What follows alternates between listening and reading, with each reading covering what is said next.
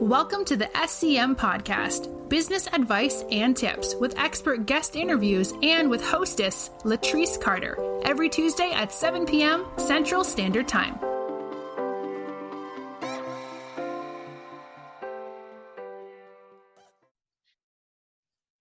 Welcome to SCM Podcast, business tips and advice with expert interviews.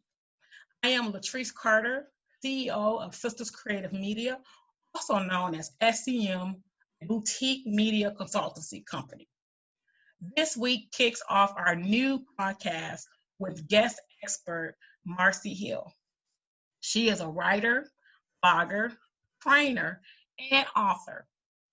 She will be discussing the benefits of content for your business or authorship, as well as why you should have a professional bio. Welcome to SCM Podcast, Marcie Hill. Hey, Marcie. Hey, Latrice, how are you? I'm doing well. How are you? I am fabulous. And Awesome. I would like to thank you for having me as your first guest on your podcast. Hey, I'm glad to have you to be my first guest on our podcast today. So let's jump right in and learn a little bit about you. Tell us about Marcie the woman. I am a creative spirit who likes sharing unknown and little known facts. Essentially, I'm a nerd, but that sounds better. And I'm currently doing research on Chicago's roller skating history. So I think that's a fun thing and a fun fact about me. Okay. What do you like to do for fun when you're not writing or training or doing anything else? I love roller skating, bicycle, swimming, and I really do like creating. So when I'm not doing my writing, I think of ways to generate ideas on different things, whether it's a new book idea, or maybe I was thinking about creating little comic strips. I've been thinking about that. So I'm a creative all the way around, not just at work, but also at home. Okay. Awesome. So why did you create Marcie Writes? If some folks haven't had an opportunity yet, go check out her website, marciewrites.com. Marcie Writes actually evolved from a newsletter I started years ago. The newsletter I did a monthly newsletter called Shorty in the House, which was my baby. And it was a community newsletter, and I did it for 8 years. And I think I only missed 1 month. It was a monthly newsletter. And after the newsletter, I actually left so I started with the newsletter. And then in 2008, I left my job to be a magazine writer. And at that time, blogging and social media were exploding. So I got into blogging, and people had started asking me to write articles for different publications, as well as for blog posts and then social media content. And from there, I just started Marcie Writes because it was more indicative of who I was as a professional, and my professional life, as well as a passion of mine. So embodying me, the total part of who I am. Okay. Now, you're what we consider a content creator. So, and you had just mentioned about blogging. How important is blogging for small businesses, for small business owners? Well, let me start by saying that I think everyone should have a blog, and that's just me. That's my personal bias. For a business owner, I think it's very important because the online platform is an equalizer for everyone. So you just don't have large companies with websites. You can also use your blog as a website. So it's serving two purposes. So that's one reason why I think small business owners should have them. But it also allows you to to promote your expertise. Without that platform, people really don't know who you are.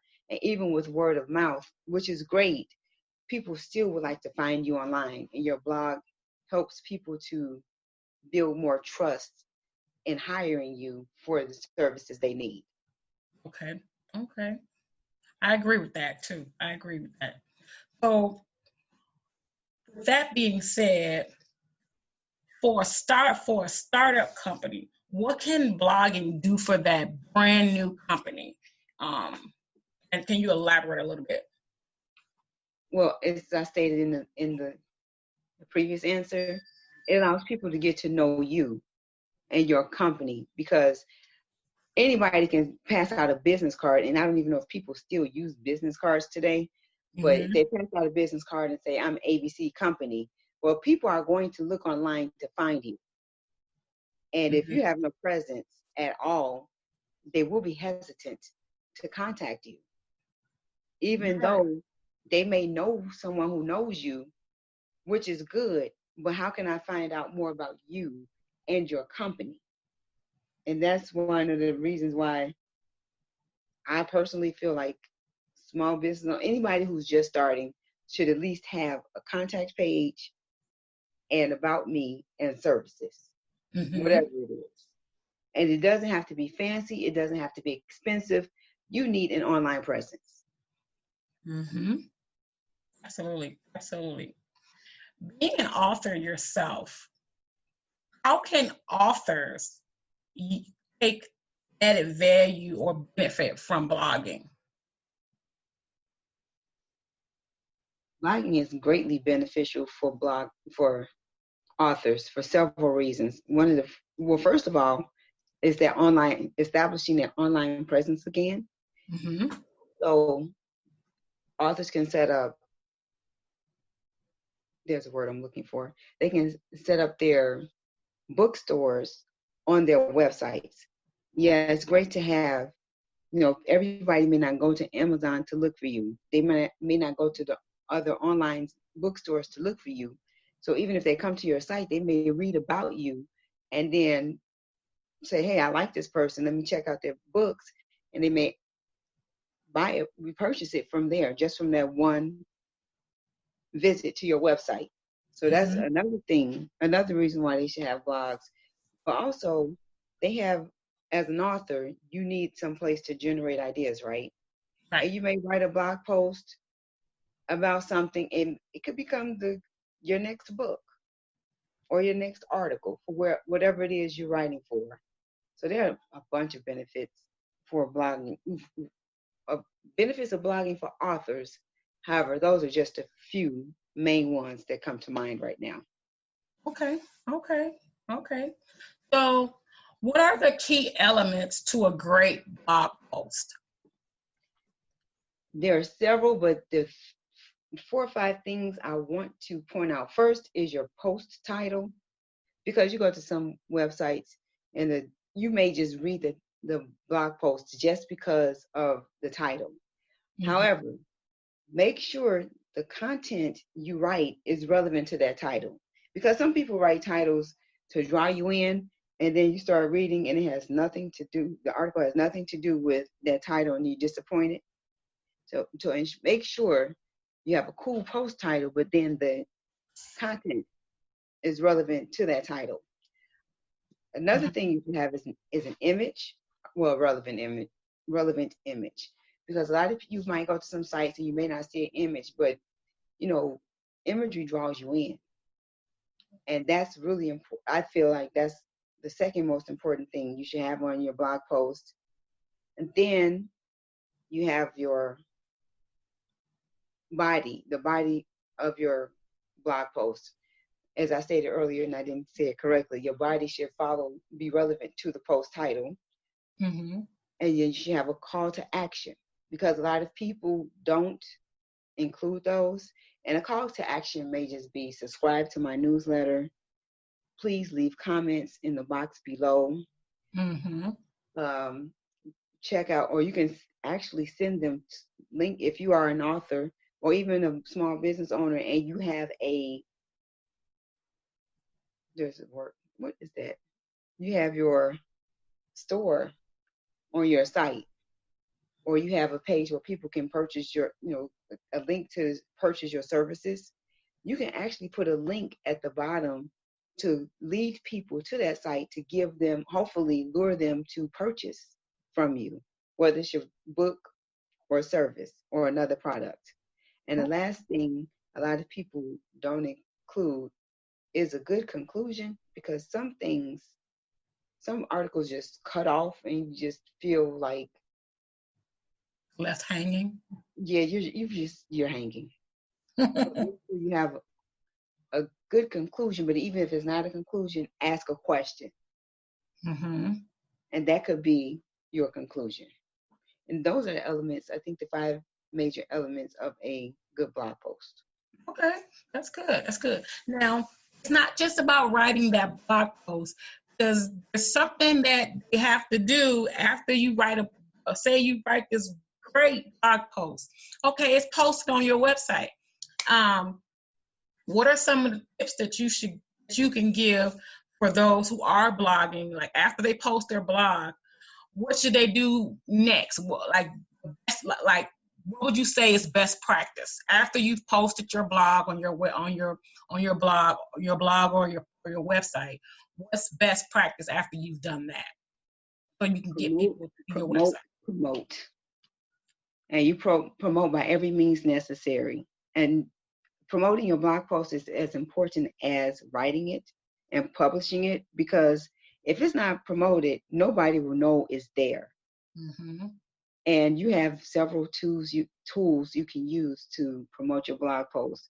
Of course, there's social media, but there are tools that automate that posting process for you, where as soon as it's posted, it will go to your social media sites.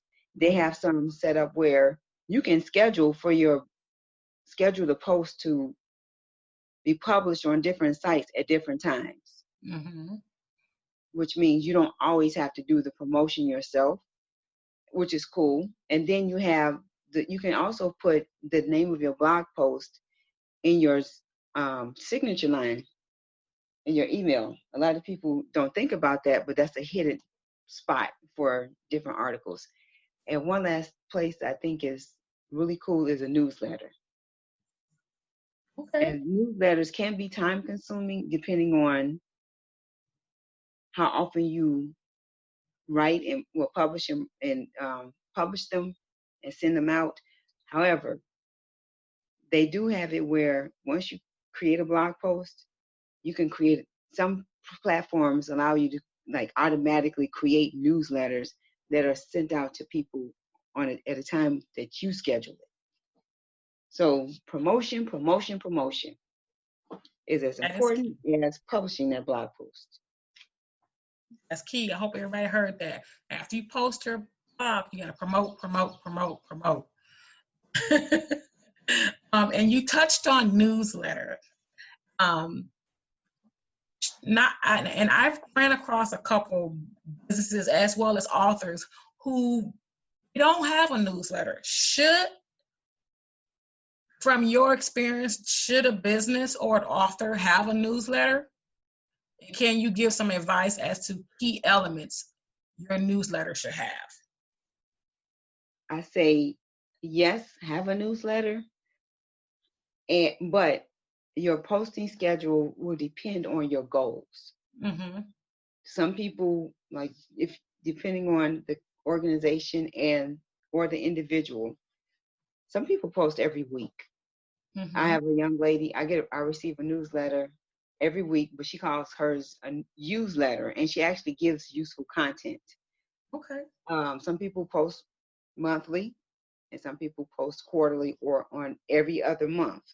I would say yes, which is great for building a mailing an email list so when you have new things coming out, if your book is coming out, if you have upcoming events, you already have a list of people already that you can reach out to. You're not starting from scratch. You're not doing everything on social media, because people will say they're coming to your events on social media and they are not. Mm-hmm. So everybody will say yes, you'll have probably 2 or 3 people to show up, which is disappointing. So a newsletter is pretty much a relationship between you and the person who signed up for the newsletter. Hopefully, well, in the ideal situation, the ethical situation, the person signs up for a newsletter, which means you should have a box on your blog or your website where people can sign up to receive information from you. That's the right way to do it. But some people will have your email address and then just add you to their list. And I personally get irritated when that happens. So I would say, please don't be that person. But also, please do have a newsletter and actually use it, because I have a newsletter list that I have not been using it, but I really haven't been active lately because I'm in transition. But when I return, I do intend to do one quarterly. Okay. Awesome. Because when you don't send out newsletters, you risk people unsubscribing to your newsletter. And not just that, if you send out a newsletter with irrelevant information, or if your newsletter is always promoting you and what you're doing versus providing value, people are going to unsubscribe. Yes, that too. Again, another thing I learned, and this is personally, I haven't done a newsletter this year. If my next newsletter is saying, hey, come to my event or something, and you have not heard from me, that is a turnoff. Yeah. Because I haven't heard from you a while, especially if it's an event where I want you to pay, and you haven't heard from me all year. Yeah, expect a lot of unsubscribes. Yeah, absolutely. So let's get into the professional bio, because I've seen across many platforms with authors and even some small business owners, some new startups where they don't have a professional bio. Now, how important is it for authors and small business owners to have a professional bio?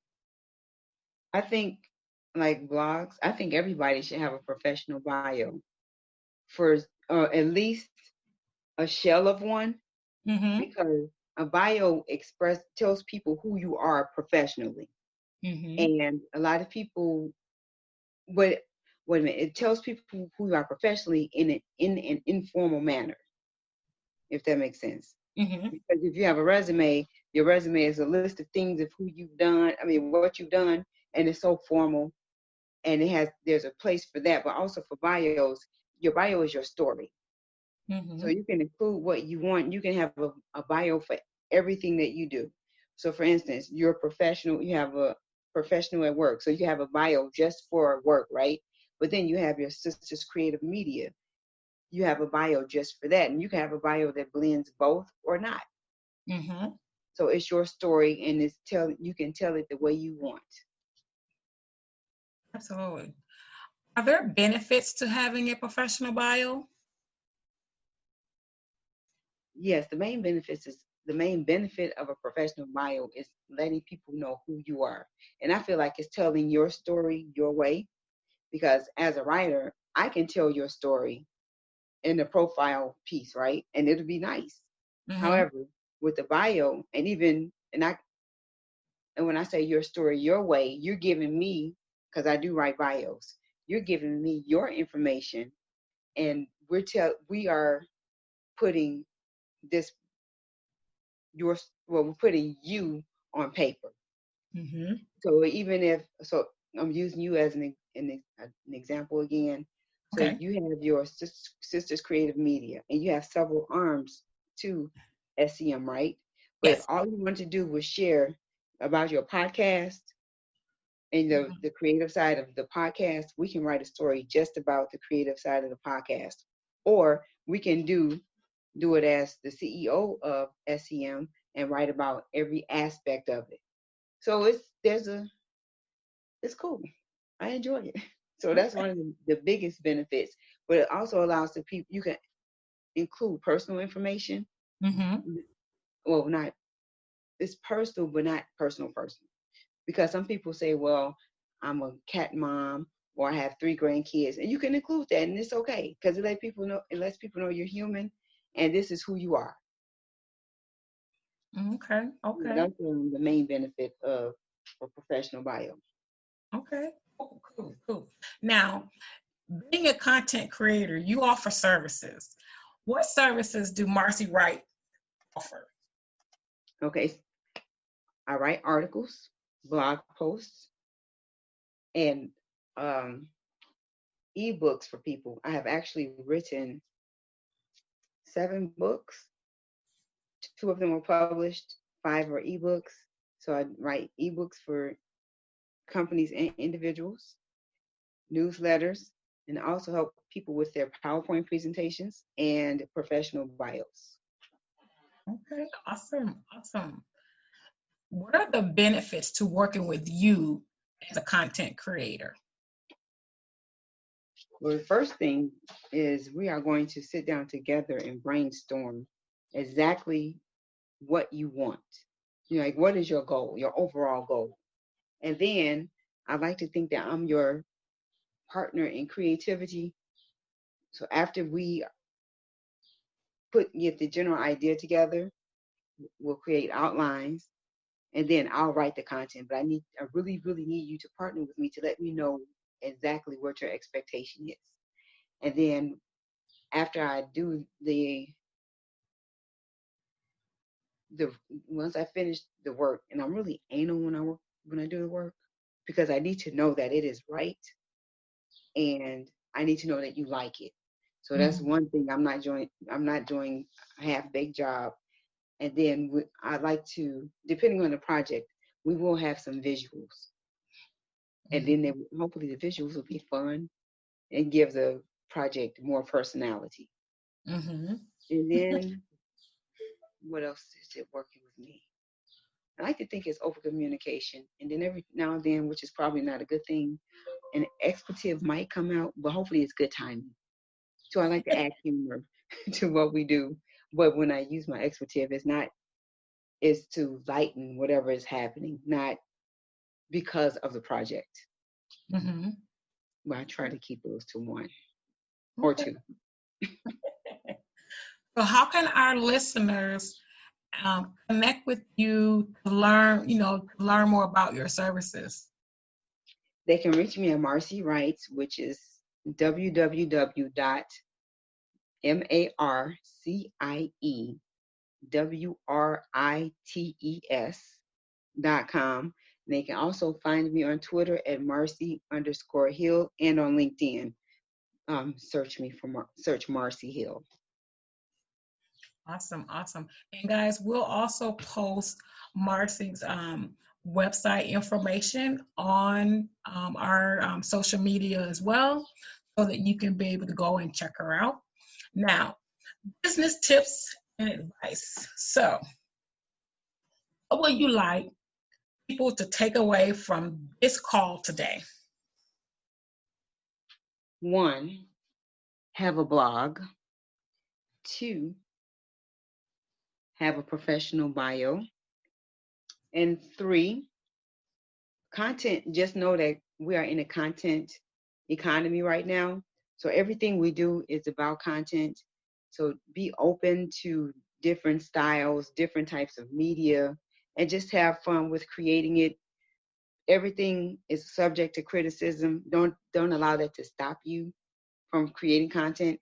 If you don't have time or isn't interested in creating content, I'm available to create your bios and the things I discussed previously. And don't forget to market and promote not just your blog posts, but yourself and things that you do, so people won't think you're just one-dimensional. So those are my main takeaways from this call. Awesome. Now, with everybody, there's trial and error. Being a content creator with over 16 years experience, what was your biggest lesson learned that you can share with our listeners? My biggest lesson as a content creator is people, as I stated earlier, first of all, everyone will not like everything. And as a writer and a content creator, because writing, creativity is who you are, we tend to take things personally. Okay, rejection is part of the writing process. The the creative process. The first time is disappointing. No one wants to be rejected, but keep doing things to get rejected, which will build your confidence as well as your skills. Because with each rejection, you're going to look at the piece that was rejected and figure out, or either rewrite it or do something better. So accept rejection. It's part of it comes with the profession, but accept it and keep moving, keep creating.